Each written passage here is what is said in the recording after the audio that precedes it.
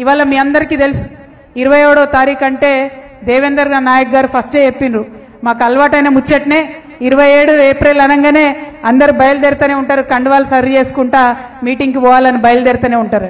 కానీ ఈ సంవత్సరం ప్రత్యేకం. 25 సంవత్సరాలు అయింది టీఆర్ఎస్ పార్టీ పెట్టి. 25 సంవత్సరాల పండగ, రజతోత్సవం పండుగ అంటే ఓన్లీ మన పండుగ గులాబీ పార్టీ కండువ కాదు. ఇది ఎవరి పండుగ? ఇది తెలంగాణ ప్రజల పండుగ. ఎవరి కోసం పుట్టింది ఈ పార్టీ?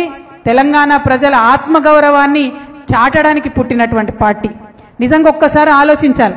2001లో కేసీఆర్ గారు ఈ పార్టీ పెట్టి ఉండకపోతే మనందరినీ కూడా తెలుగోళ్ళు అనేటోళ్ళు కానీ తెలంగాణ వాళ్ళని మాత్రం అనేవాళ్ళు కాదు.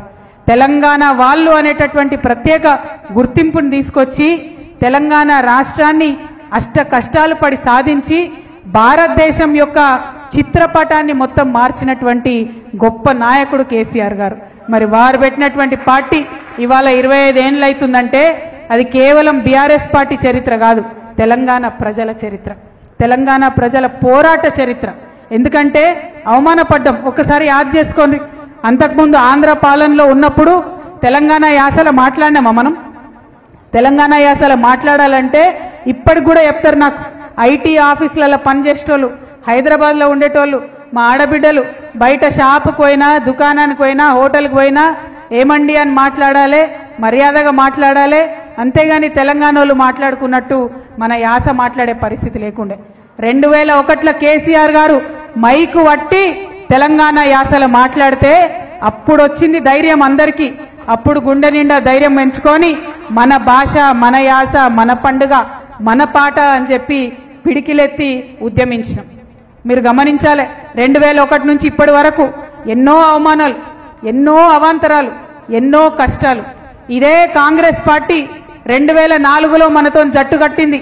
అన్న రమణన్న గారు చెప్పిండ్రు, ఇక్కడ జీవన్ రెడ్డి గారు గెలిచిండ్రంటే అప్పటికే చచ్చిన పీనుగులాగా పడి ఉండే కాంగ్రెస్ పార్టీ, దేశవ్యాప్తంగా జీర్ణ స్థితికి పోయిండే కాంగ్రెస్ పార్టీ. కానీ ఆనాడు గులాం నబీ ఆజాద్ గారు కేసీఆర్ గారి ఇంటికి వచ్చి ఈ కండువాతో పొత్తు పెట్టుకుంటే రాష్ట్రంలో, దేశంలో అధికారంలోకి ఆనాడు వచ్చింది కాంగ్రెస్ పార్టీ. అప్పుడు ఏం మాట ఇచ్చిర్రు 2004లో? ఇగో 2004లో మనం అధికారంలోకి రాగానే కామన్ మినిమం ప్రోగ్రాంలో పెడుతున్నాం, వెంటనే రాష్ట్రం ఇస్తామని చెప్పిండ్రు. కానీ ఇయ్యలే. ఎప్పుడు ఇచ్చిరు? 2004లో ఇస్తామన్నది కొట్లాడంగా అరిగోసవడంగా కేసీఆర్ గారు నా శవయాత్రనో తెలంగాణ జైత్రయాత్రనో అని దీక్షకు పోతే దిగి వచ్చి అప్పుడు ఇచ్చిండ్రు తెలంగాణ. ఉట్టిగా ఇయ్యలే. ఆ 10 ఏళ్ళు మనందరం కూడా ఎన్నో అవమానాలు పడ్డాం గ్రామంలో. ఇంతకుముందు మా జలంధర్ చెప్పిండు, 2001లో కేసీఆర్ గారు ఆడ పార్టీ పెట్టంగానే జలదృశ్యంలో నేను ఇక్కడ జెండా పట్టినా అని. కానీ జెండా పట్టంగానే ఈజీగా ఏది రాలే. ఆయనకు రావాల్సిన ఇందిరమ్మ ఇల్లు 2005లోనే తీసేసిరని చెప్పిరు. అంటే కాంగ్రెస్ వాళ్లకు ఈ బెదిరింపులు కొత్త కాదు, మోసం కొత్త కాదు. ఆనాడు 2004లో మనని మోసం చేసిరు, మళ్ళా ఇవాళ 2024లో కూడా తెలంగాణ ప్రజలను మోసం చేసిరు. ఒక్క మాట ఒక్కటి కూడా వాళ్ళు ఇస్తామన్నది ఇచ్చినటువంటి పాపాన పోలే. ఏమిచ్చిరయా అంటే ఫ్రీ బస్ ఇచ్చినాం మహిళలకు అంటారు. ఫ్రీ బస్ ఇచ్చిరు, సంతోషం. ఫ్రీ బస్ ఇస్తే బస్సులు పెంచుతారా తగ్గిస్తారా? ఎవరన్నా బస్సులు పెంచాలి కదా, సౌలత్ మంచిగా చేయాలి కదా, మహిళలు ఆత్మగౌరవంతో తిరిగేటట్టు చేయాలి కదా. ఇలా పరిస్థితి ఉన్నదా? టికెట్ కొనుక్కున్న మగవాళ్ళకు సీటు దొరుకుతున్నదా బస్సులల్లో? ఎక్కడన్నా ఆపుతున్నారా బస్సులు స్టాప్లల్లో? వికలాంగులు ఉంటే వాళ్ళు చెయ్యి ఊపినా కూడా కనీసం బస్సు ఆపకుండా పోయేటటువంటి పరిస్థితి. ఎందుకోసం? డ్రైవర్ మీద భారం, కండక్టర్ మీద భారం, ఆర్టీసీ బస్సుల మీద భారం. మరి బస్సులు మీరు పెట్టిండ్రు ఫ్రీ బస్, కానీ బస్సులు ఎందుకు పెంచరు? మా ఆడబిడ్డలు సౌకర్యవంతంగా కూర్చునేటట్టు ఎందుకు చేస్తలేరు? ఒక బస్సు ఇచ్చి మిగతా ఎగబెడతామంటే మరి మనం చూసుకుంటా ఊరుకుందామా? బస్సు ఇచ్చినాం కానీ బంగారం ఇయ్యమంటాడు రేవంత్ రెడ్డి గారు. విందామా? అట్లనే చూద్దామా? వద్దా బంగారం మనకు? ఎన్ని మాటలు అన్నారు ఆనాడు మనల్ని. ఇగో కేసీఆర్ ఉట్టి చెక్కిస్తున్నాడు మీకు 1,00,000 రూపాయలు, మేము వస్తే బంగారం తులం బంగారం ఇస్తామని చెప్పిరు. తులం లేదు, మాసం లేదు, ఒక బస్సు ఇచ్చిరు, బంగారం తుసు చేసిరు. అవునా కాదా? మరి నేను మీ అందరినీ కోరేది ఒకటే, రమణన్న ఈశ్వరన్న ఇప్పటిదాకా చెప్పిండ్రు ఈ మాట. ఇక్కడ ఒక కవిత చెప్తే నడవదు, అక్కడ పెద్దలు కేసీఆర్ గారు ఒక్కరు చెప్తే నడవదు, కేటీఆర్ అన్న ఒక్కరు చెప్తే నడవదు. మనందరం కూడా ఒక్కొక్క కేసీఆర్ కావాలి. ప్రతి గ్రామంలో మీరందరూ కూడా ముందుకొచ్చి ఇలా కమిటీలు వేసుకున్నారు. తమ్ముడు రాయకల్ మల్లేష్ మాట్లాడుకుంటే చెప్పిండు, అక్క 32 గ్రామాలు ఉంటే 31 గ్రామాలలో మేము కమిటీలు వేసుకున్నామని చెప్పారు, జెండా ఎగరేస్తున్నామని చెప్పిండు. అట్లనే ప్రతి గ్రామంలో కూడా ఈ పార్టీలు చేస్తున్న మోసాన్ని దయచేసి ఎండగట్టాలి. అది ఒక్క కాంగ్రెస్ అనే కాదు, మన బీజేపీ కూడా అదే పరిస్థితి ఉన్నది. పసుపు బోర్డు తెచ్చినామన్నారు. ఇవాళ ఒక్క విషయం దయచేసి ఆలోచించండి. పసుపు బోర్డు వస్తే పార్లమెంట్లో పెట్టలే, దాన్ని చట్టం చేయలే, డైరెక్ట్ ఒక గెజెట్ ఇచ్చిరు, పసుపు బోర్డు ఇచ్చినామని చెప్పారు.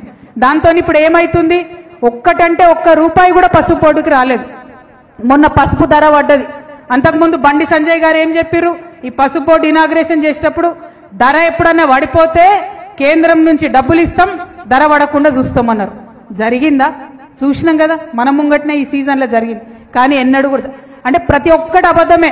ఆనాడు మోడీ గారు మొదలుపెట్టిరు 2 కోట్ల ఉద్యోగాలు ఇస్తామని, ఇప్పటి వరకు ఇచ్చిన దాఖలాలు లేదు.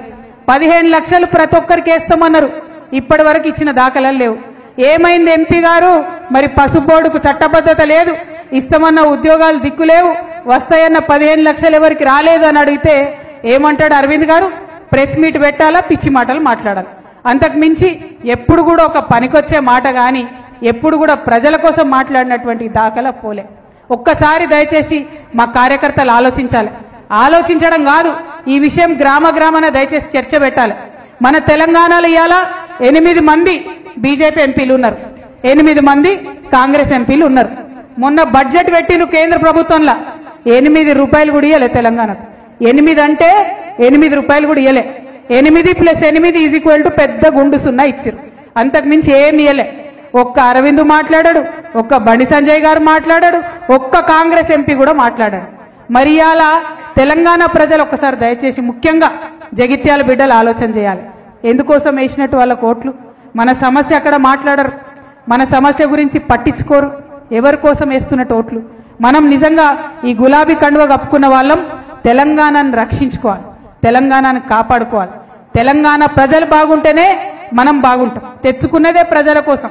ఆ ప్రజలు మరి పార్టీలు చెప్పేటటువంటి మాయమాటలు నమ్మకుండా మనం గట్టిగా ప్రతి ఒక్కరి దగ్గరికి పోవాలి. ఈ విషయాలన్నీ కూడా దయచేసి చెప్పాలి.